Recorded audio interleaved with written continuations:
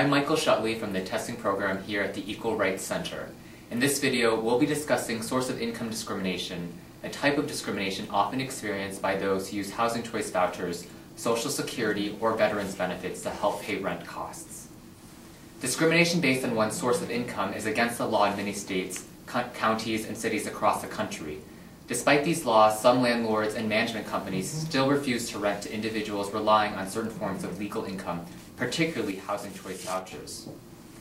Assisting more than 2 million low-income American families, the Housing Choice Voucher Program is the largest federal housing subsidy program. This program allows participants to find and pay for market-rate housing in the neighborhood of their choice, putting them closer to employers, schools, stores, and government services. Voucher holders select a home that is in an approved price range, and the local public housing agency pays a portion of the rent directly to the participating landlord, with the voucher holder paying the difference. Vouchers are especially important to address the shortage of affordable housing that is available. Often, housing choice vouchers are all that stands between a family and homelessness. Landlords and management companies sometimes refuse to rent to voucher holders because they lack awareness of their responsibilities under local law, or they hold inaccurate stereotypes about the households who participate in public assistance programs. In addition, refusing to rent to a voucher holder may be nothing more than a proxy for discrimination based on other protected demographics such as race, disability, or familial status.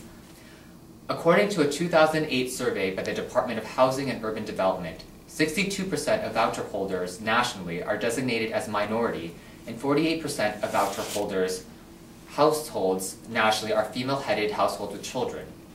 If you believe you have experienced discrimination based on your source of income, contact the Equal Rights Center and we can let you know whether there is a local protection in your area, and if so, how to file a complaint. Whether you work with the Equal Rights Center or file a complaint on your own, knowing how to be an effective advocate can help you reach a good resolution.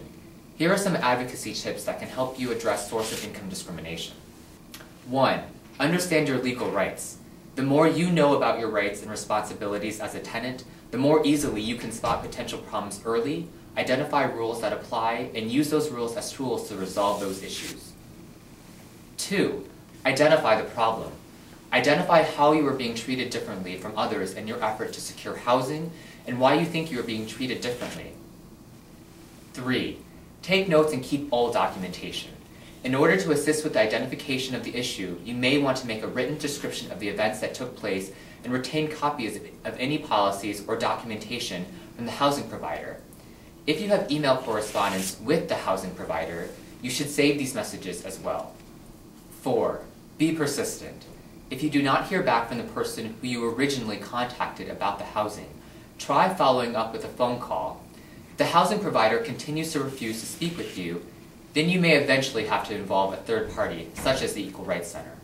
Keeping a log of your contacts with the housing provider, including your attempts at contact when the housing provider did not respond, is very helpful. 5. Know when it is time to get outside assistance. If you cannot reach a satisfactory resolution with the housing provider, call the Equal Rights Center and we will listen and advise you on possible next steps. If you think that you have experienced housing discrimination, the Equal Rights Center can help. To contact us, you may fill out the Equal Rights Center complaint form on our website at www.equalrightscenter.org/complaint, or you can always call us for assistance at 202-234-3062.